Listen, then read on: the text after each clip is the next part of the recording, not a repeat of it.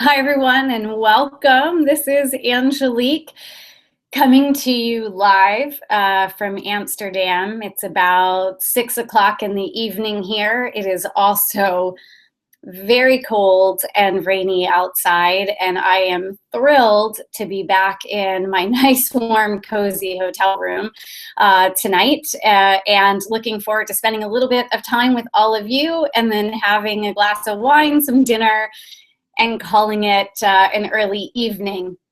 Suffice it to say that this has been an amazing week here in Amsterdam, but it has also been exhausting, and I'm pretty beat, and I'm looking forward to heading back home tomorrow and seeing my husband and my kids, who I miss very much. So I'm thrilled to have you here with me, and if you read the email message that I sent out earlier today, then you know that I had some pretty transformative experiences this week, and I also learned a lot, and I wanted to just take some time to share some of those things with all of you while they were fresh in my mind. So what I was going to do for the first few minutes is just provide a little bit of context in terms of why I was here this week and what I was doing, and then share with you some of the key themes and trends that really came up, and that I thought you would really get a lot of value out of,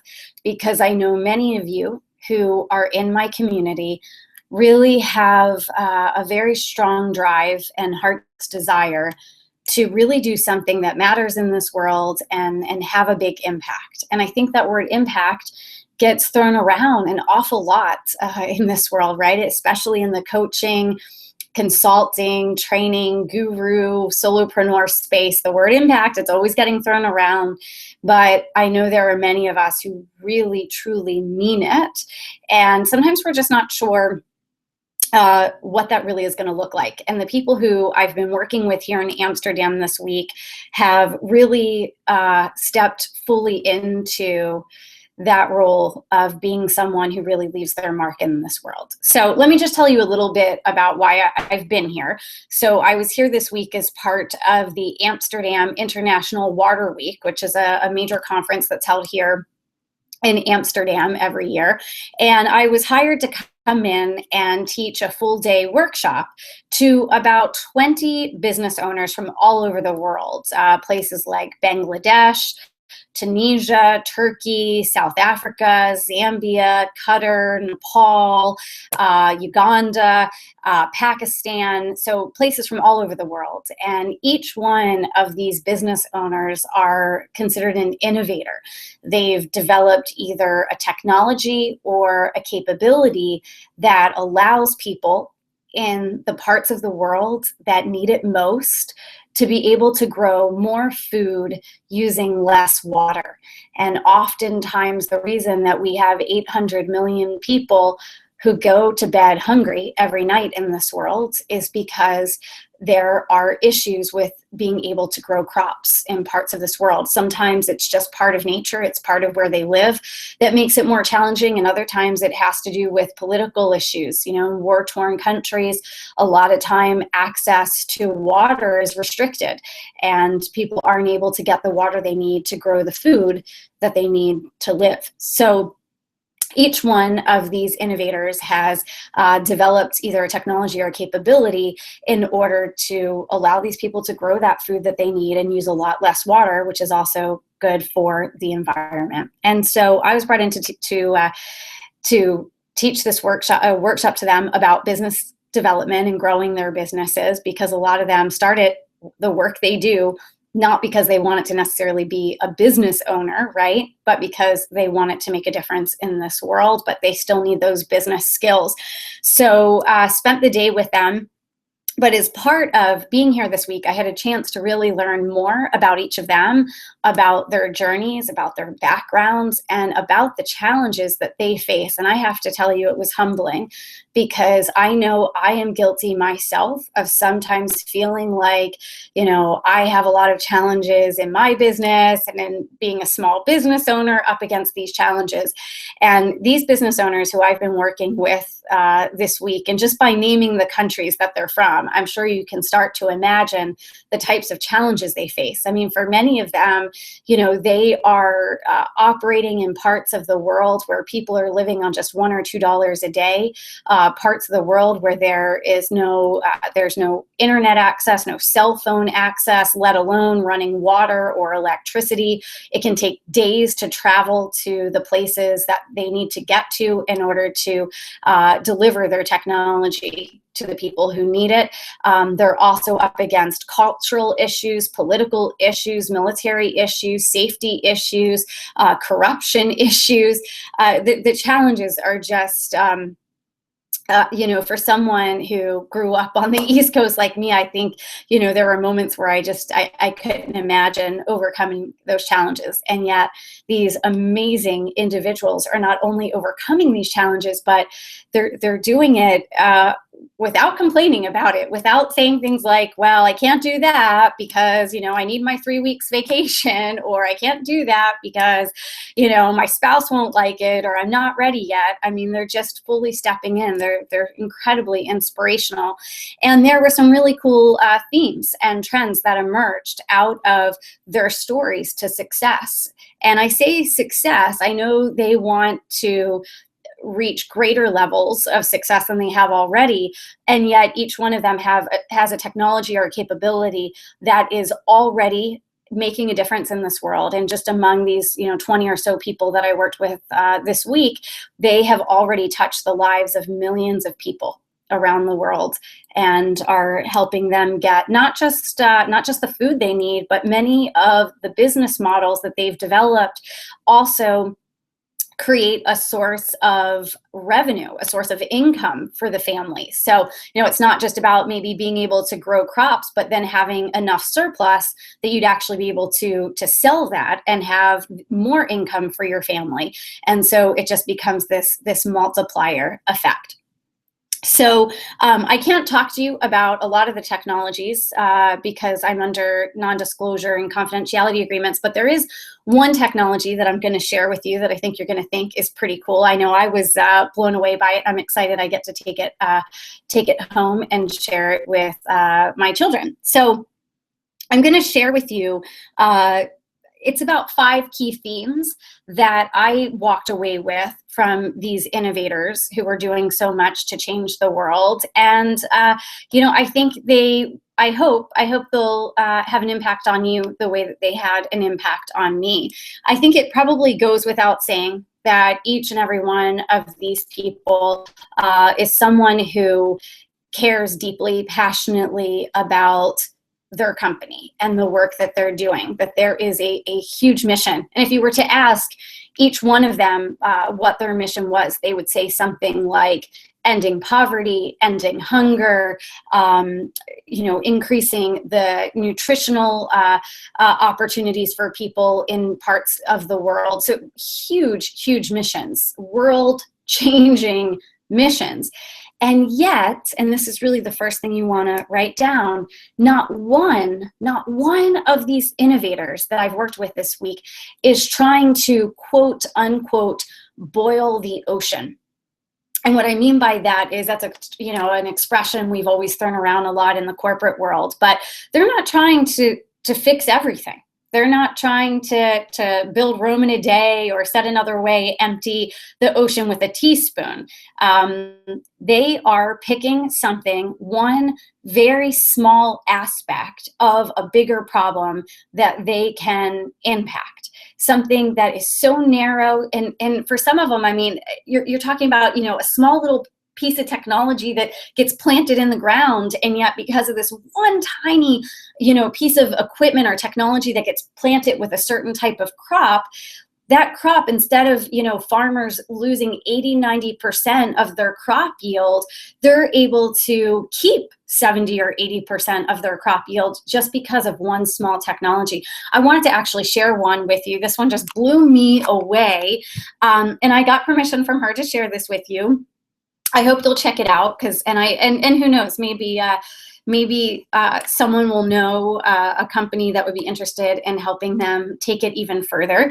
But this technology is something called, I don't know if you're gonna be able to see it here. It's called real gardening. And Reel is spelled R-E-E-L, so Reel Gardening. And this particular version of this technology is designed for kids. And it's designed for kids because this technology is targeting South Africa. And it's very difficult to get people who've been doing things the same way for a long time to trust something like what's in this box, which I'm going to show you in just a second. And so the company has decided that one of their best strategies is actually to get the kids involved and get the kids accepting of this new technology, because then they get excited and they start using it. And then their parents become more accepting. So, you know, in places like South Africa, having a home garden would mean having enough food to feed your family. However, unlike in places like the United States and Europe and Canada, where we take for granted how easy it is to have a home garden. I mean, how many of us, you know, plant tomatoes or cucumbers or things of that nature, and it's no big deal. You know, you can just drive to Home Depot or you can drive to Lowe's and you can buy the seeds that you need and the soil and the fertilizer, and you get your little watering can and you fill it up at the kitchen sink and you go out and you have your home garden. Well, in places like South Africa, having a home garden is a way bigger deal. You have very little money as it is, and if you were to spend that money on some seeds and fertilizer, you then have to figure out if you're going to be able to get the water you need to water those seeds. And more than likely, you've never really been taught how to have a home garden. And so if you were to go through all of the trouble of doing that and then either not have enough water or do something wrong and nothing grows and everything dies, not only do you not have the garden, but all the money and the time, the few resources that you do have now been spent and they're gone. And your family could perish because of that. So this company has designed a way to make it a lot easier for people to be able to create home gardens in a way that's really simple. So inside this box, this is really cool. Inside this box are these little strips. And these strips have seeds. You can kind of see there's like a little bumpy thing here. So the seeds are in here and there's fertilizer in here. And because of the green line across the top, people know exactly how deep to bury this in the soil. So you bury it just deep enough that you can still see the green strip sticking up out of the ground. It has the exact right amount of fertilizer in here, and they measure these to be an exact sort of depth here. So the seeds get planted depending on what crop it is at the exact depth that it needs to go in the water, into the land. This one you can see is spinach, so there are spinach seeds in here. And it goes in to the soil, and then they water it every day. There are simple instructions on the back to do that. And this, what seems simple, certainly took a lot of technology to create it just this way, because the paper gets absorbed by the soil. The paper actually is the fertilizer. But because of just this one thing, I'm going to share some pretty amazing statistics with you. So they have manufactured and delivered over 300,000 household gardens. They have saved 19.5 million liters of water, and they have helped to produce over 1,000 tons of produce in South Africa for families because of strips like this. And I think that's pretty awesome. You know, that's pretty awesome, because what that means is that they are helping to solve hunger in a part of the world, and yet they have found a very streamlined, simple way to do it with something like this. So what does that mean for all of us? Well, what that means for all of us is that we have to get more narrow in our focus. I know because I work with so many of you. You've been in my programs. I've met you at my conferences. I know you've been on my teleseminars and my Q&A, and we get questions that even if you have a huge world-changing mission that is driving you, you have to pick a narrow focus to get started with. You can't do it all. You've got to stop trying to dilute your efforts, stop trying to boil the ocean, if you will, and get much more narrowly focused. The more narrowly focused you are, the more distance that you can make in that area, and the more quickly you're going to be able to have an impact. And business is hard enough. We're up against enough obstacles. So by bringing in that focus and picking one narrow problem that you're going to solve, because certainly South Africa has other problems other than just people having, seeds that are going to get planted. But because they got this specific, they've already helped create 1,000 tons of produce in South Africa. That is just absolutely phenomenal. So that's an example of, that's just one example. All right, another one of the big lessons that came out this week is that as entrepreneurs, we pretty much have one of two primary business development challenges in terms of getting customers and getting clients for our business. One is in the category of our ideal customer or our ideal target client's willingness to pay. And the other bucket is when our target clients, our ideal customers, have the ability to pay. And almost every business owner, if not every business owner out there, is up against one of those challenges, if not both of those challenges. So one challenge being your target customer's willingness to pay, and the other being your target customer's ability to pay. And those are two different challenges. For some of you, you actually have both challenges. Not only are you trying to sell something that most people don't have a real willingness to pay, it doesn't ever seem to rank on the top, 3 to 5, numbers of their priorities. So if you were to look at their list of their top 3 to 5 priorities, either in their business or in their life, it's pretty rare that the thing that you're selling is ever going to be on that top, 3 to 5. It's like, well, once I have this in place, and once I feel like I'm making enough money, and once this is in place and this is in place, then I would love to have that thing. So that's a willingness to pay issue. The other is the ability to pay. Many of you have something that people would really, really want to have, but their biggest obstacle is that you're focusing on a target market that doesn't have really the ability to pay. And I know there are experts out there, I know some very well, who would argue that in places like the United States and Europe, that the ability to pay doesn't really ever, there's never really a lack of ability to pay. That if somebody wants something bad enough, that they'll find a way to do it. And I think in some cases that's true. But I also think it's a bad idea to set your business up in a way that 90% of the people who you're targeting would have to beg, borrow, or steal in order to be able to work with you. That's an exhausting proposition. That business is hard enough. There are enough challenges in our businesses that setting ourselves up where people have to beg, borrow, or steal in order to be able to really invest in working with you is going to make things a lot harder. Nonetheless, just about every business is going to have, one or the other challenges, the willingness to pay versus the ability to pay. And depending on which challenge is most facing your business, the strategy that you need to employ behind your business looks very, very differently. So if you have a situation where you're targeting a particular group that maybe they haven't up until now really shown a real willingness, maybe they're affluent, maybe they're at least making a couple $100,000 in their business, maybe it's a corporation or nonprofits that do have budgets, but they really haven't shown any excitement or sense of urgency in working with you, you've got a willingness problem. If on the other hand, you have people who are always showing up for everything that you do for free, they're always downloading everything. It seems like, every time you put something out, an article out, it gets tons of comments. People are really engaged with you.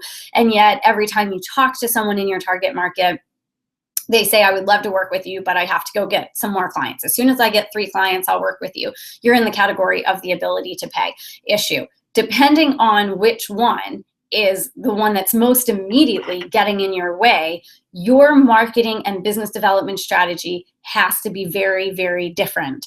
And you really do need a well thought out, robust strategy to get past that. just trying to do more of what you're doing is probably not going to get you there. It's just going to drive you nuts, and you're going to get frustrated, and eventually you're going to get burnt out. Number three is something that really just jumped out at me that I just thought was fabulous. And that is that each one of these innovators that I worked with this week really had a very well-defined, clear strategy to get from where they are to the next level of their vision. And it was really fascinating because we also talked about the innovator. I shouldn't say it that way. There was also talk about folks who were stuck and struggling and who did not get past the application to be here, just in a general sense. And it was really interesting because one of the things that came up in some of the discussions was that a lot of innovators out there who have a technology or a capability that they've developed have these big grandiose visions about what they want to do, the impact they want to have. They even have a technology that works.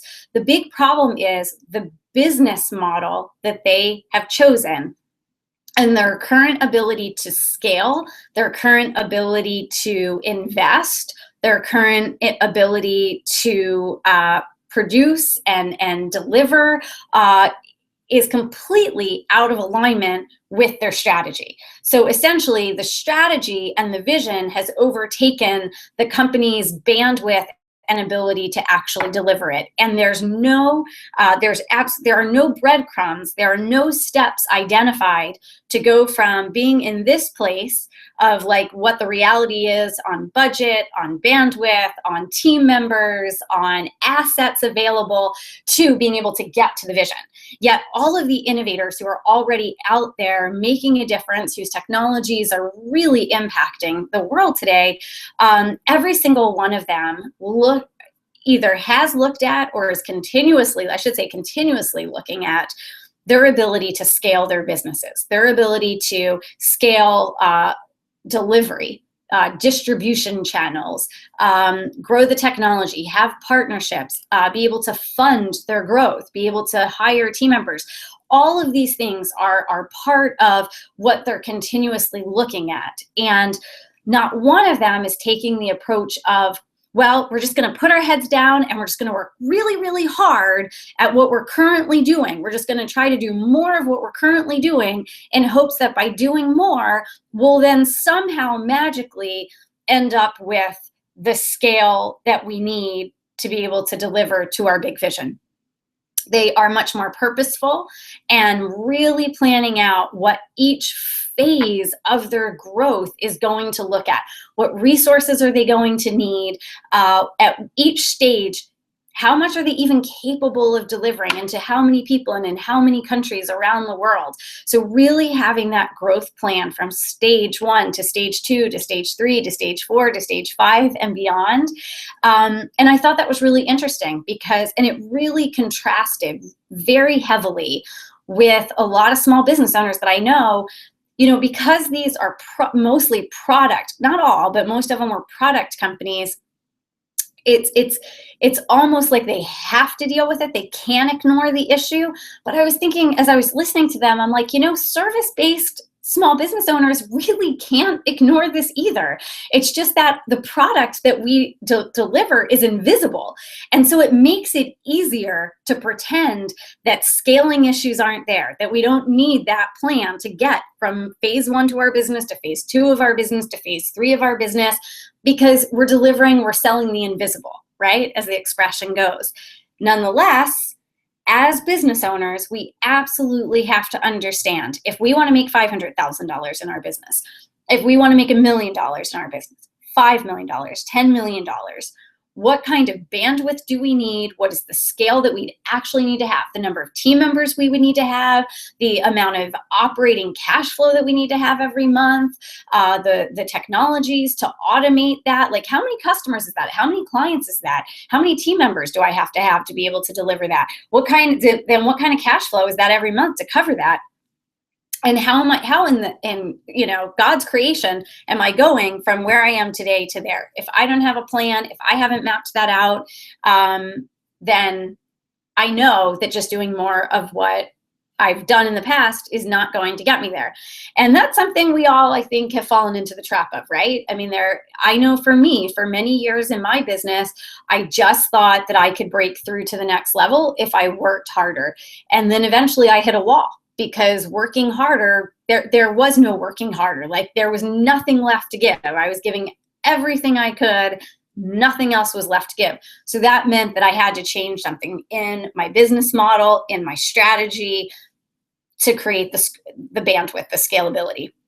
And for many of you, that's what you really need to be looking at for 2016, is what is that strategy? And you need to build a strategy that you can execute on from where you are today, not a strategy that, you would need to be way farther down the road than you are today to be able to execute on.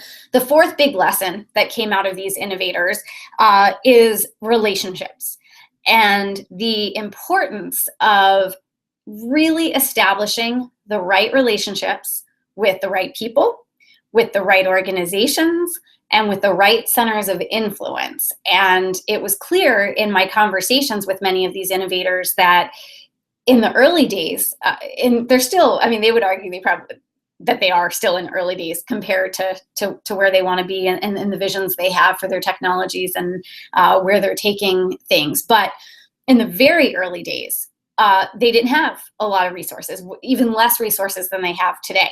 Less money, less reach, less funding, less team members, less, technology capital, if you will. Some of them now are at the point where they even have investors. But in the beginning, they didn't.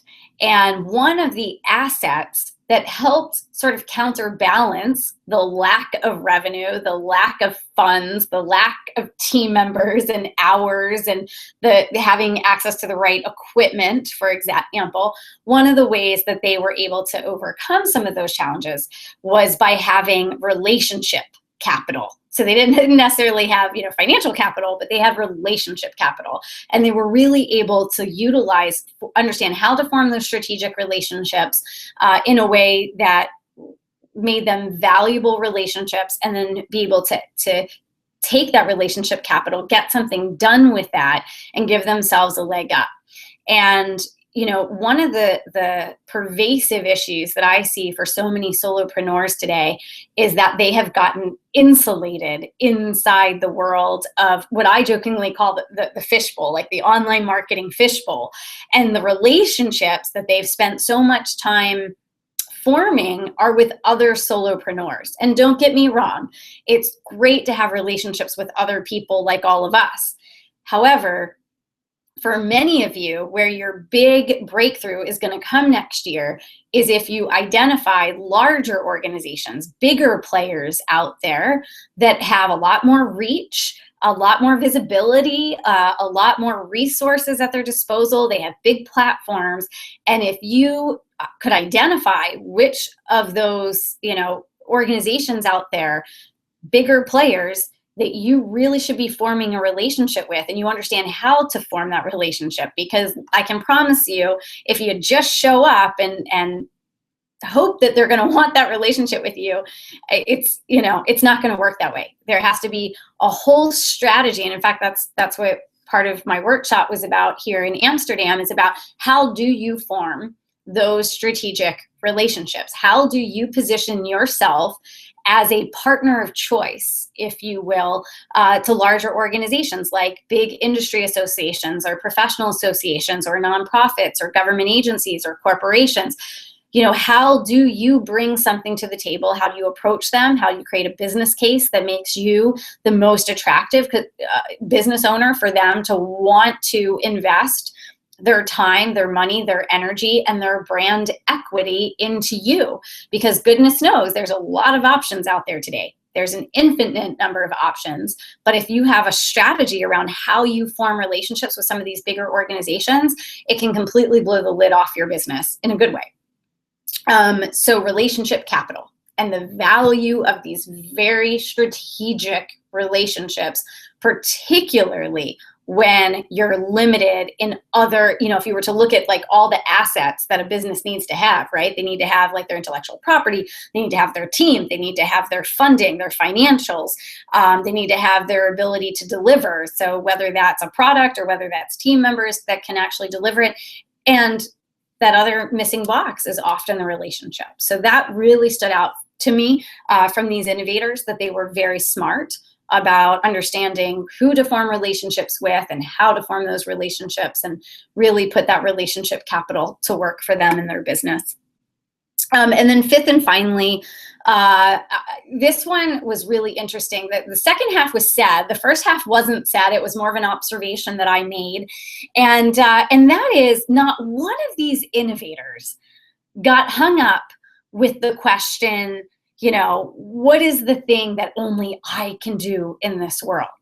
And this is a question that a lot of folks come to me and ask, and I've never been a fan of this advice. I see it out there. I see it on social media almost every day. Whenever I'm on social media, I see people talking about it at their events and in their webinars and on their websites, like, finding the thing that only you can do. And when you find that thing, you're going to skyrocket your business to the top. I actually think, especially after watching these people,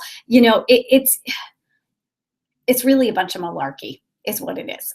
Because the truth is that while no two human beings will ever be exactly the same, there are lots of people who can step in and do something 99% similar to the way that you do it.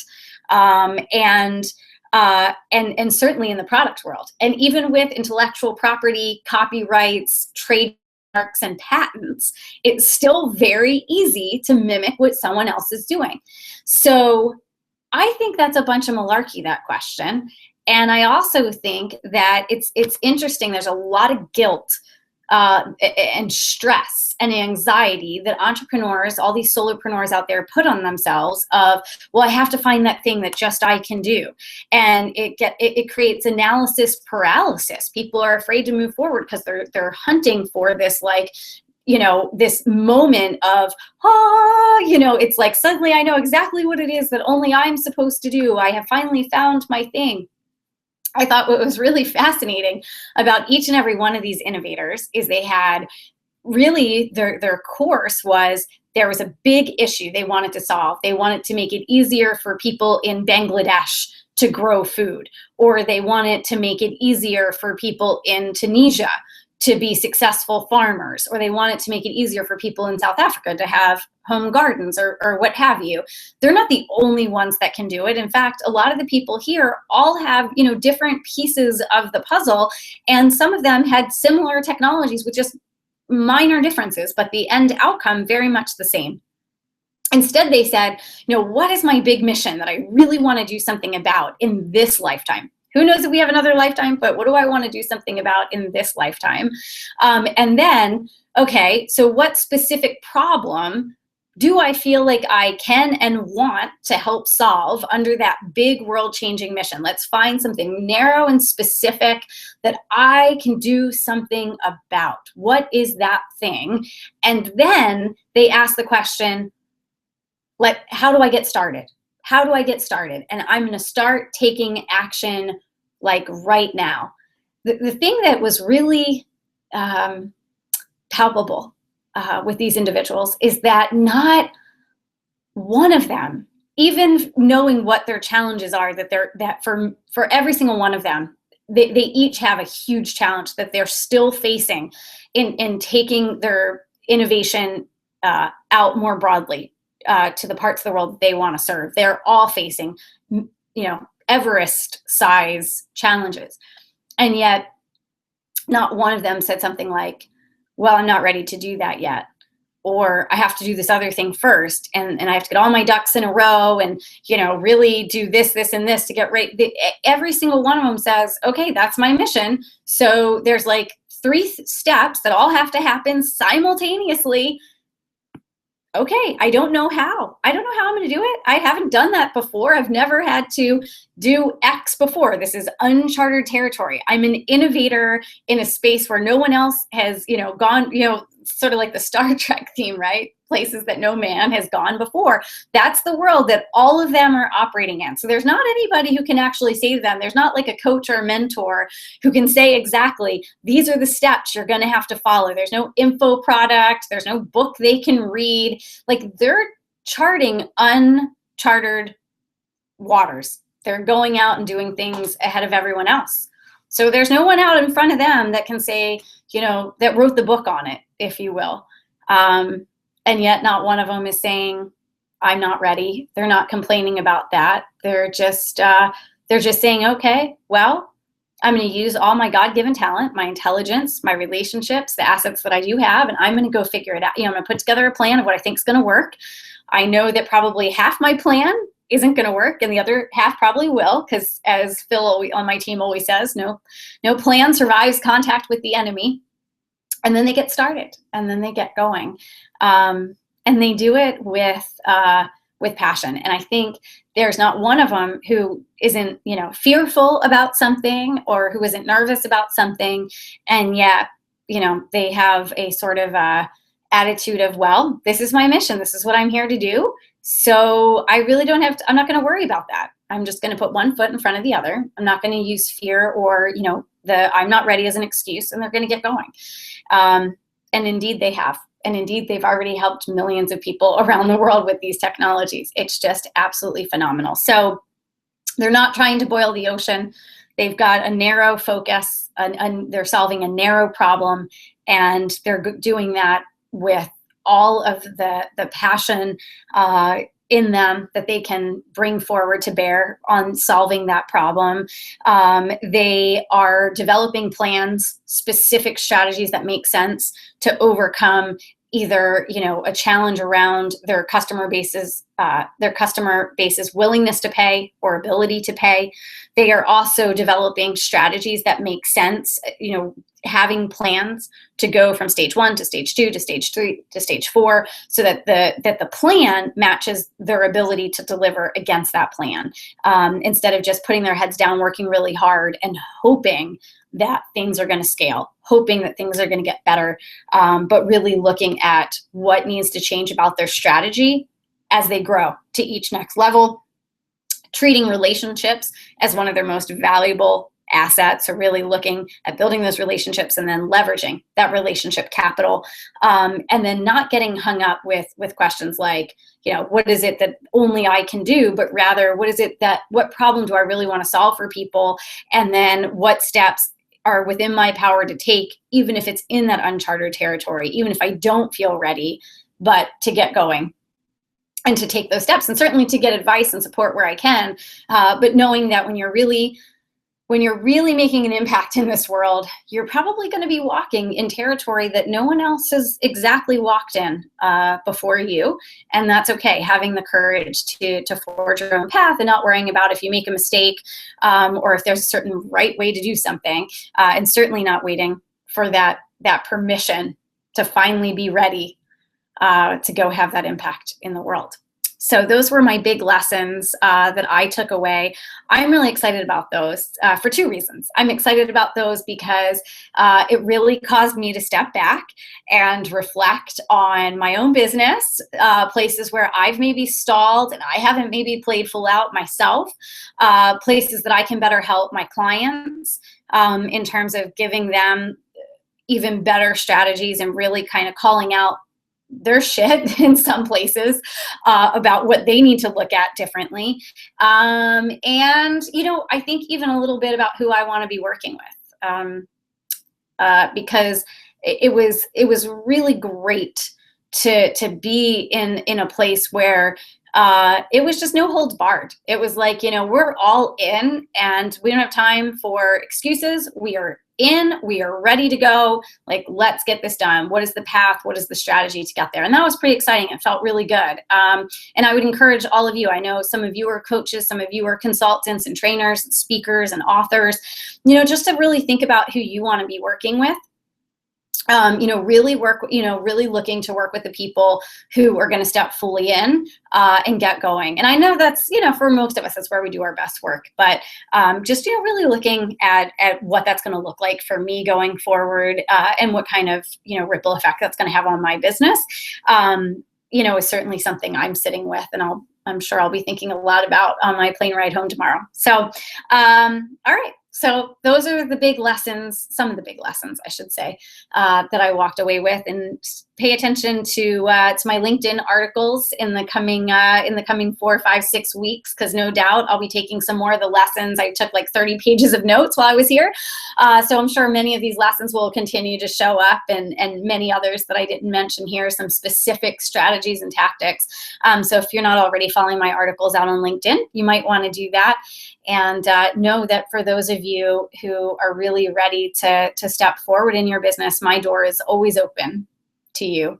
If you are looking for that strategy that's going to help you really break through and have a big impact in the world, and do it in a way that really matters, and that's smart. That's smart in terms of how you do it from a business perspective. So if there's ever anything I can do to support you in that journey, just please feel free to email my team at concierge@thecorporateagent.com, and we're happy to talk with you.